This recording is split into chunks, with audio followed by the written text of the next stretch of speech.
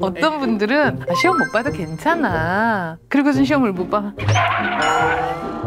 네가 안 다니고 싶으면 안 다녀도 돼. 힘들면 언제든지 말해 해놓고 너 그래도 내가 이제 수학 성적 떨어지는 건 뭐 어쩔 수 없는 거지. 어쩌라고. 이게 조현병의 원인이 될 수도 있다라고까지 말을 해요. 근데 정말 많이 쓰세요. 엄마도 행복하자. 유쾌한 밤.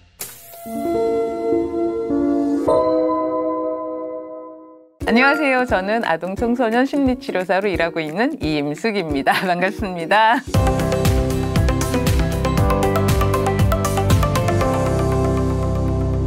오늘 아침에 있었던 일입니다. 제가 오늘 아침에 소장님을 만나려고 아침부터 이제 바쁘게 준비를 하면서 천천히 꼭꼭 씹어 먹어라 해놓고 나 이제 나가야 되는데 막 시간을 쫓기 시작하니까 빨리 좀 먹자. 제가 한 입으로 두 이야기를 하면서 그 정말 뜨끔하더라고요. 부모의 대화 습관으로서 이 이중 메시지를 사용하지 말아야 된다. 이 말씀 주셔가지고. 이중 언어라는 거가 우리 아이를 참 혼란스럽게 해요.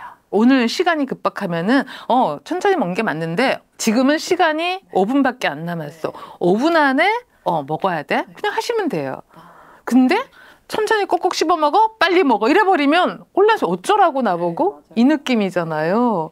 그래서 사실 이중 언어를 자꾸 쓰시는 거는 아이들이 혼란스럽고요. 어떤 학자는 이게 조현병의 원인이 될 수도 있다라고까지 말을 해요. 근데 정말 많이 쓰세요. 특히나 또 아이들 공부에 관련된 거는 이중 정말 메시지는 많죠. 사실은 너무너무 많이 하죠. 어떤 분들은 시험 못 봐도 괜찮아. 그리고선 시험을 못 봐. 이것도 이중 언어예요. 네, 한숨 속에 엄마의 실망, 너 왜 이렇게 못했니? 그러니까 네가 열심히 했었어야지가 다 들리잖아요. 저는 솔직하라고 해요. 엄마는 너가 잘했으면 좋겠어. 좀 더 열심히 했으면 좋겠어. 그리고 실망하면은 차라리 메시지는 일치를 해요. 엄마가 한숨 쉬었으면 미안해. 나도 모르게 본심이 나왔네. 우리 좀 다음에 노력해보자. 이러시면 돼요. 이러면 혼란스럽진 않아요. 미안하기도 하고 오히려 화내지 않은 거에 대해서 아이들이 항상 고마워하거든요. 화를 내는 거 아이들이 되게 싫어해요. 그리고 이제 많은 경우에 이제 초등학생이 되면 학원을 보내잖아요. 근데 학원 관련 이중 메시지가 너무 많으세요. 애들이 이제 학원 가길 싫어하잖아요. 그러면은 네가 안 다니고 싶으면 안 다녀도 돼. 힘들면 언제든지 말해 해놓고 너 그래도 내가 이제 수학 성적 떨어지는 건 뭐 어쩔 수 없는 거지. 그래서 아이들이요, 학원을 다녀서 효과가 없고 수업에 집중 못하면 그만두는 게 맞아요. 돈 버려, 시간 버려, 공부 동기까지도 사라지게 되니까 쉬었다가 에너지 회복해서 필요한 공부를 하는 게 맞는 건데 이러지도 저러지도. 그래서 아니, 그렇게 안 할 거면, 숙제 안 하고 할 거면 그만둬. 돈 아깝잖아. 아니요. 죽어도 다닌다고 하는 아이들이 되게 많아요. 그게 이중 메시지의 후유증들이에요. 그래서 그냥 우리가 그냥 솔직하게 말씀을 하시되 이거를 어떻게 해결하면 좋을까를 아이랑 의논하는 같은 편이라는 생각을 좀 하셨으면 좋겠어요. 너무 적대적으로 있다 보면 자꾸 이중 메시지를 더 쓰게 되는 것 같습니다. 그 부모님의 좀 자존감이 높으면 양육 스트레스가 좀 적다. 그런 말씀도 주셨거든요. 근데 사실 이 긍정적인 양육 태도를 갖고 싶지만 아이가 좀 힘들게 하고 또 제가 또 너무 지치고 하면은 좀 부정적인 생각이 먼저 들기 마련이거든요. 부모님들이 좀 어떻게 하면 자존감을 높일 수 있을지 지혜를 좀 구할게요. 소장님께. 그런 연구 결과는 너무 많습니다. 부정적인 양육 신념이 더 양육 스트레스를 높이는 건 사실이에요. 아이가 내 말을 안 듣잖아요. 그럴 때 좀 이렇게 편안하게 생각한다면 얘가 내 말을 안 듣는 게 당연하지. 한번 이유를 한번 생각해 보시는 거예요. 여유롭게. 그리고 우리도 다 그랬잖아요. 그래서 우리 아이가 지금 싫다는 건 이유가 있겠지. 이게 좀 긍정적인 양육 신념이에요. 그러면 조금만 더 구체적으로 한번 여쭤볼까 봐요. 왜 아무리 말해도 내 말을 안 듣는 거야? 막 이런 얘기 진짜 많이 하거든요. 그럴 때 이제 내가 가진 양육 신념은 뭘까요? 내 말을 당연히 들어야지. 그렇죠. 이게 내 엄마 말 들어야지. 이게 나도 깨닫지 못했던 나의 양육 신념이에요. 내가 말하면 아이는 내 말을 들어야 되라는 신념이 있는데 아이가 말을 했는데 안 들어요. 그럼 이제 거기서 스트레스가 확 올라오시는 거죠. 근데 이제 이걸 좀 바꿔보자는 거죠. 어떻게 바꿀까요? 먼저 스스로에게 나는 왜 아이에게 안 들을 말만 할까? 이런 것도 한번 스스로 생각해 보시면 좋겠어요. 지금 애가 뭐 이렇게 놀고 싶은데 딱 놀이를, 사실 우리도 또 놀 때 누가 집에 들어오라고 전화하면 싫잖아요. 그런데 예를 들어서 우리가 친구 모임에서 노는데 시간이 점점 늦어져. 남편이 왜 이렇게 늦어? 하고 전화 왔을 때 이제 들어올 시간이야. 그러면은 화딱지가 나죠. 근데 들어와서 아 오랜만에 친구 만나서 되게 즐거운가 보네. 난 너무 재밌어. 그럼 언제쯤 들어오지? 그럼 이제 막 생각해요. 좀 미안하잖아요. 알아서 한 30분 있다가 내가 출발할게요. 이런 대화가 가능해지는 거죠. 근데 이것처럼 어떻게 말하면 내 말을 들을까? 를 먼저 좀 고민해 보시고요. 그리고 또 아이가 내 말을 잘 안 들을 수밖에 없는 이유는 또 무엇인가 또 한번 생각해 보시면 거기서 서로 협의하고 대화하면서 얘기를 풀어갈 수가 있을 것 같습니다. 신념을 바꾸는 게 정말 관점을 확 바꾸는 관점을 방법이니까. 바꾸는 거예요. 결국은 네. 관점을 바꾸면요 대화가 훨씬 수월해져요. 아이는 지금 거절하거나 떼쓸 이유가 있다. 근데 나는 그 이유를 정확히 모른다. 근데 우리는 흔히 추측을 하죠. 보나마나 하기 싫어서 그렇겠지. 저 게임 계속 하고 싶어서 그러겠지. 이거 다 판단이에요. 근데 또 이유가 있겠지 하고 물어보면은 아니 엄마 나 숙제 하려고 했는데 오늘 내가 너무 싫어하는 과목이라서 너무 싫어하는 부분이라서 이런 얘기를 해요. 그럼 그래 그럼 그걸 어떻게 도와줄까? 어떻게 쉽게 할 수 있을까? 이렇게 이제 풀어갈 수 있죠. 사실 이제 아이가 짜증을 막 내다 보면은요. 사실 뭐 받아주기가 수월한 날도 있지만은 네. 그게 참 안 되는 날도 있는데 어쨌든 뭐 마음을 읽어주라는 말씀을 많이 듣다 보니까 그렇게 노력하시는 부모님들 굉장히 많은 것 같아요. 근데 이게 단순히 좀 아이의 마음 읽기만 급급하다 보면은 아이가 좀 자신의 감정에 더 매몰될 수 있다. 그렇죠. 네, 네, 그런 네. 말씀도 주셨거든요. 네. 근데 이 불편한 감정에서 벗어나면서 한 걸음 더 나아가서 좀 자존감이 자랄 수 있는 대화법도 있다고 네, 말씀을 주셔서 직접 들어보면 좋을 것 같아서 여쭤볼게요. 한 아이 사례를 한번 얘기를 네. 해본다면은 6살 아이가 짜증이 너무 많고 조금만 뭐 안 좋아도 떼쓰고 막 이렇게 운다고 했을 때 한 어머니가 언제까지 이렇게 짜증내고 떼쓸 거니 그랬더니 이제 애가 몰라. 근데 나 좀 짜증 나도 안 내고 싶어요. 짜증 푸는 거 좀 도와주세요. 막 이렇게 말을 했대요. 그러니까 여기서 어머니가 말씀하실 때 아이가 늘 짜증내고 떼쓰고 소리 지르면서 울어요를 말씀하셨거든요. 어머니는 이 태도에만 초점이 가 있으시고요. 저는 뭐에 딱 초점이 오냐면요. 아이가 짜증 푸는 것 좀 도와주세요라고 말한 거에 초점이 딱 가요. 세상에 아이가 짜증나는데 어떻게 그 말을 할 수가 있을까요? 너무 신통하지 않나요? 그러네요. 네. 그렇죠. 네. 제가 종종 경험하는 거지만 문제 행동에 대한 판단만 말씀하세요. 아이가 했던 말이 얼마나 중요하고 이 말을 하려면 아이가 얼마나 노력이 필요했는지는 놓치시는 거예요. 아이가 짜증 푸는 것 좀 도와달라고 말하는 게 어떻게 해야지 그 울음 상황에서 그 말이 나올 수 있을까를 생각해 보게 하는 거죠. 일단 아이도 그 순간은 자기 짜증내는 나는 조절을 못하겠어요. 아직 나는 자기 조절력은 아직 안 컸어요. 하지만 나도 엄마가 바라는 대로 울지 않고 말하고 싶은데 난 어떻게 해야 될지 모르겠어요. 그러니까 엄마 나 좀 도와주세요. 이렇게 말한 거잖아요. 네. 얼마나 기특해요. 그러네요. 네. 네. 그러면 그 군더더기를 싹 빼고 아이가 했던 말만 딱 보면 너 지금 너도 어쩔 수가 없어서 힘들구나. 짜증 푸는 거 엄마가 도와줄게 하고 다독다독거리면 쉽게 풀어져요. 네. 근데 이게 그래서 너가 문제가 많아. 넌 이렇게 맨날 떼쓰고 우는 아이니라는 메시지를 전할 건지 아니면은 사실은 울음을 멈추게 하는 건 좀 힘들어요. 울음은 자연 발생적으로 하나의 언어잖아요. 말로 다 표현 못할 때 터져 나오는 거라서 실컷 울고 나서 엄마가 도와줄게. 그런데 너가 이 와중에도 이렇게 생각하고 말한 건 너무 훌륭해. 그래서 결국은 아이가 말하고 행동한 것 중에 잘한 점을 찾아내시는 거예요. 이미 아이가 잘하고 있는 거를 찾아내시는 거예요. 근데 이것만 찾아내면 유마탄 씨앗이 엄청나게 무럭무럭 자라는 걸 발견하실 수 있습니다. 딱 두 가지 말씀에 너무 꽂혔는데요. 일단 제가 저희 모두 태도에 너무 집중했던 것 같고 말씀 중에 그 잘하는 것을 찾는 거, 와 저희가 정말 놓치고 있었던 게 아닌가라는 생각이 드네요. 네, 이제 기질에 맞는 양육 방식 굉장히 강조를 해주셨는데 이렇게 성취 욕구가 강한 친구들이 꽤 많이 보이거든요. 그래서 그런 친구들 보면 이제 1등 안 해도 된다. 1등 안 해도 된다. 뭐 끝까지 하는 게 중요하다 이렇게 좀 알려주긴 하지만 여기서 저희가 한 걸음 못 나가요. 잘. 그래서 잘하고 싶었구나 소장님처럼 이렇게 뭐 어떻게 하면 잘할 수 있을까 이 말까지는 사실은 현실 육아에서 적용하기가 쉽지 않거든요. 네. 그래서 이렇게 대화가 서툰 어머니들 우리 엄마들에게 좀 대화를 잘 할 수 있는 기술도 좀 알려주시면 좋을 것 같아요. 사실은 이제 대화법이나 대화 이럴 때 이렇게 말하세요는 사실은 이미 세상에 너무 많은 자료들이 있어요. 근데 왜 잘 안 될까는요. 우리가 흔히 하는 이 잔소리 패턴의 언어가 우리도 들으면서 자랐어요. 수천 번, 아니 수만 번 넘게 들으면서 자라서 부정적으로 자동화되어 있어요. 자동화되어 있어서 척 보면 툭 하고 튀어나오는 건 잔소리하고 부정적인 말들이에요. 근데 오늘 배운 걸 써먹으려면 노력이 필요해요. 경험적으로 어떨 때 이제 이 많은 분들이 대화법들이 좀 자연스러워지는지를 봤더니 최소한 일주일에 한 번씩 이런 영상을, 유쾌한 밤 영상을, 이게 우리 보통 한 15분, 20분짜리 영상이라고 한다면 조금 더, 한 일주일에 2번 보는 게 좋겠죠. 일주일에 2번씩, 이런 영상을 계속 보시면서 얼마만큼? 한 1년 반 정도.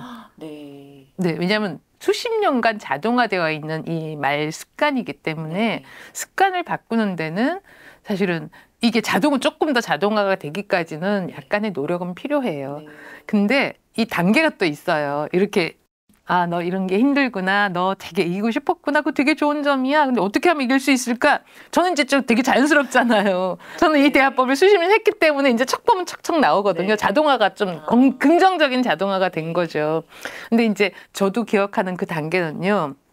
배워서 하시면 처음에는 어려우세요. 근데 서툴러서 실수를 하게 되지만 그래도 처음에는 이제 노력하니까 괜찮아요.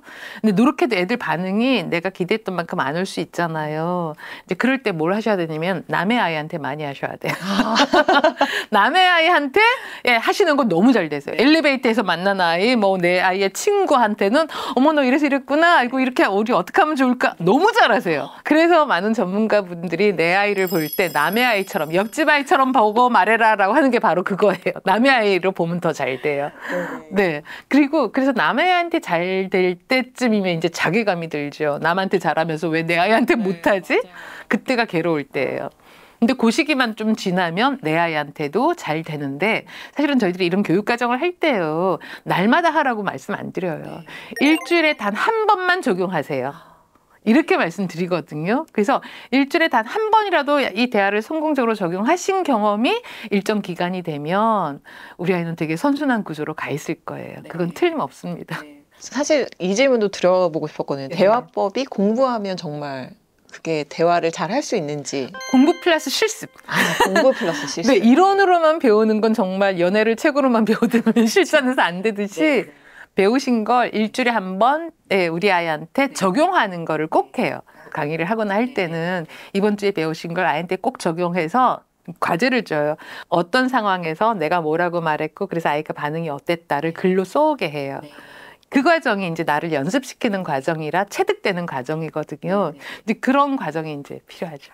소장님이 느끼시기에도 아 내가 우리 아이의 자존감을 정말 살려주면서 아 나도 이제 연습이 되었구나라는 그런 순간이 기억이 나시는 순간이 있으세요? 되게 아득해서 저희 아이 같은 경우도 사실은 이제 한 아이는 한글 깨치는 걸 되게 늦게 깨쳤어요. 제가 이런저런 걸 안 해본 건 아니죠.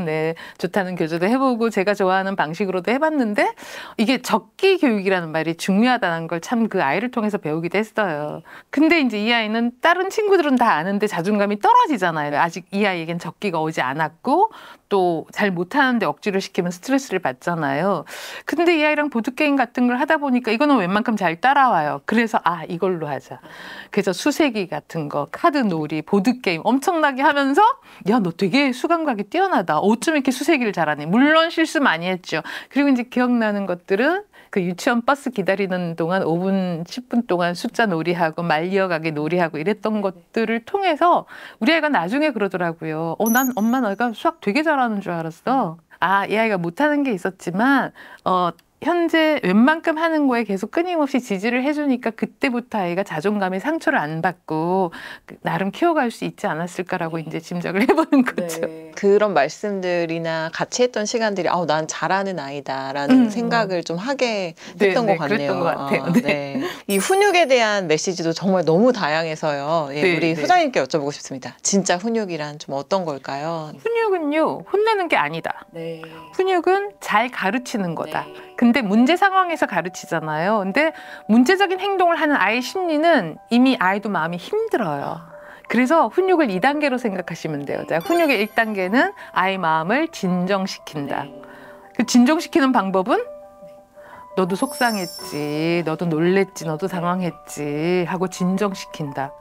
그런데 이 상황에서 이렇게 하면 안 되는 거 너는 알지 않았니? 뭐 이 상황에서 우리가 어떻게 하면 좋을까 해서 가르친다.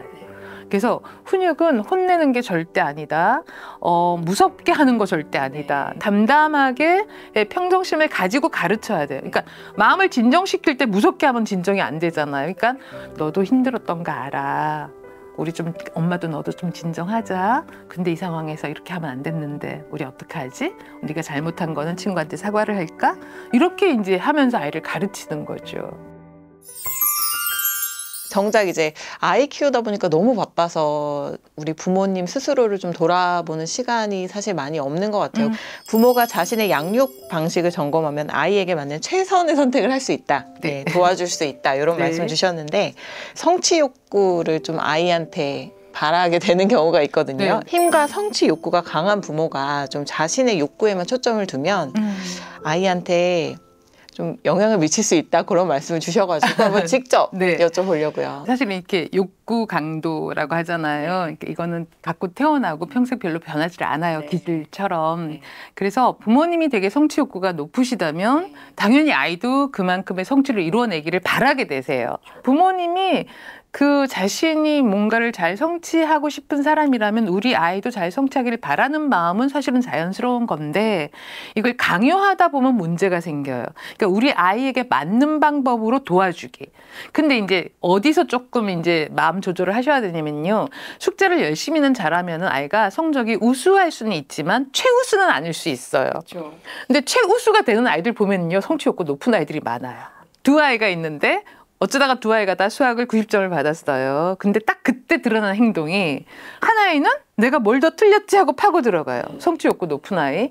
한 아이는 아싸 충분해 하고 나가 놀아야지 하는 아이.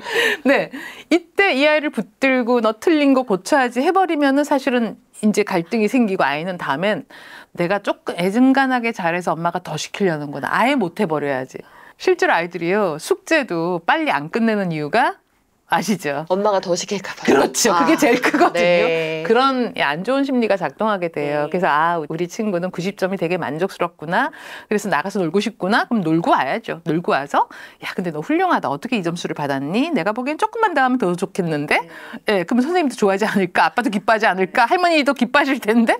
해서 이제 또 관계 욕구를 건드려서 이걸 조금 더 하게는 도와줄 수 있죠. 하지만 탑이 되도록 너무 밀어붙이는 건 사실은 문제 발생할 수 있다. 거기서는 부모님이 조금 마음을 조절하시기를 바란다는 말씀 아주 드리고 싶었습니다. 그 사실 엄마가 되면요 참 많은 걸 포기하게 되잖아요. 그래서 이 참 저 역시도 자유에 대한 열망이 너무나 컸던 네. 저 같은 경우에는 사실 이런 생각도 해봤던 것 같아요.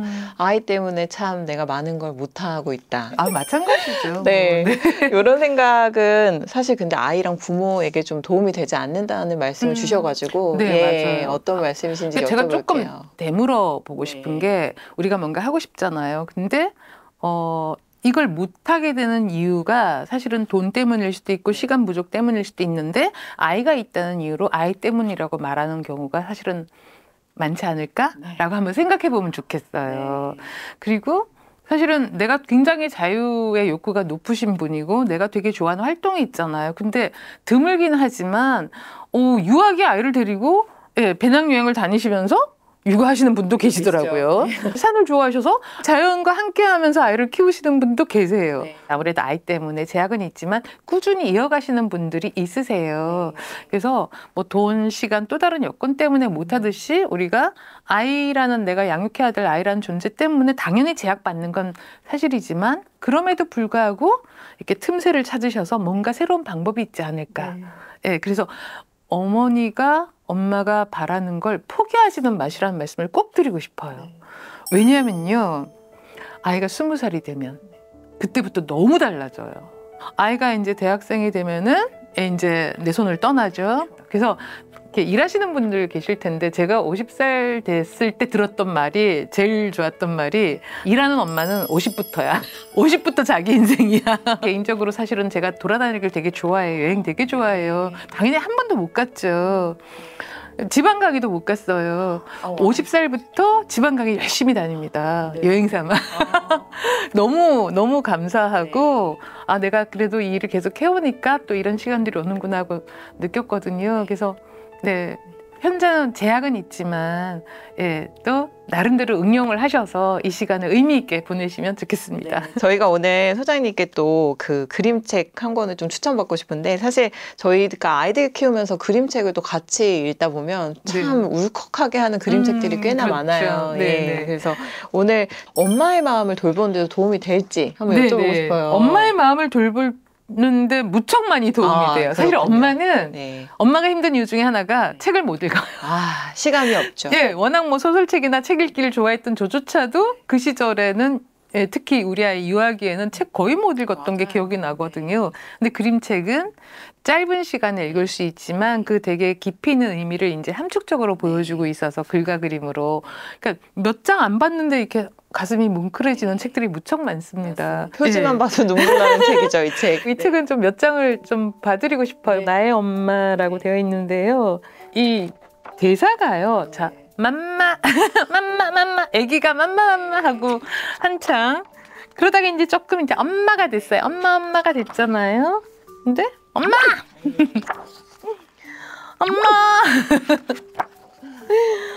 엄마, 밥도 주세요 할 때도 엄마잖아요. 자, 하루 종일 엄마 여기까지만. 이 책은 정말 대사가 맘마하고 엄마밖에 없어요. 근데도 가슴이 뭉클하고 눈물이 나는 책이에요. 그리고 위로가 돼요. 왜냐면 이게 지금 나와 내 아이 같았는데 사실 이 아이가 나였던 느낌도 나거든요. 그래서 나와 내 아이 그리고 나의 엄마 그리고 엄마로 살아온 이 모든 세대의 엄마들에 대한 생각을 하게 되는 책인데 참 뭉클하고 그래 오늘 나 엄마 역할 좀 잘해봐야지 라는 생각도 사실 좀 들어요.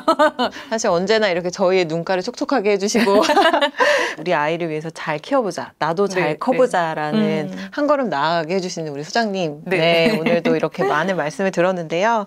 우리 결국 정말 잘 될 우리 아이들 위해서 끝으로 우리 아이들 성장할 때 요것만은 꼭 기억했으면 하는 점 육아 선배이자 인생 선배로서 말씀 듣고 싶습니다. 지금 이거 유튜브 보셨잖아요. 이거 이제 보시면서 온갖 생각, 그래 맞아 이제 우리 아이랑 잘해야지라고 하시잖아요. 그리고 딱 끄고 아이를 딱 보면서 야 너!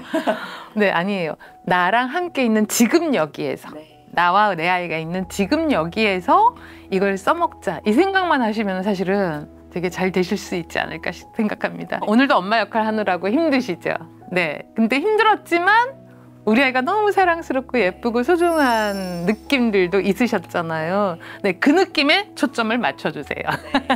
오늘도 너무나 힘이 되는 말씀, 따뜻한 말씀 나눠주셔서 감사드리고요. 달력이 2장밖에 안 남아서 2024년에 우리 소장님 저희도 열심히 만들고 있을 테니까 또 24년에도 반갑게 뵈었으면 좋겠습니다. 네, 저도 반갑게 뵙기를 바랍니다. 네, 소장님 오늘 너무 긴 시간 감사드립니다. 네, 감사합니다. 네, 감사합니다.